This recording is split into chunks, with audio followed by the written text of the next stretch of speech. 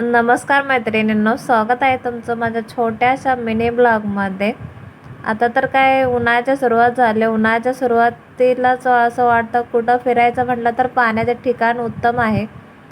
तिथं थोडंफार गारवा पण वाटतो आपल्याला, उन्हापासून थोडं बचाव वाटतो.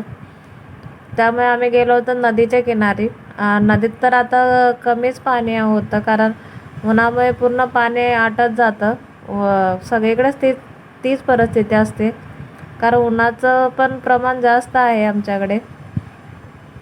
तुम्ही बघू शकता नदीच्या साईडला अजून थोडे हिरवगार दिसतंय वातावरण, थोडं म्हणजे एवढं ऊन वाटत नाही, ते जाणवत नाही.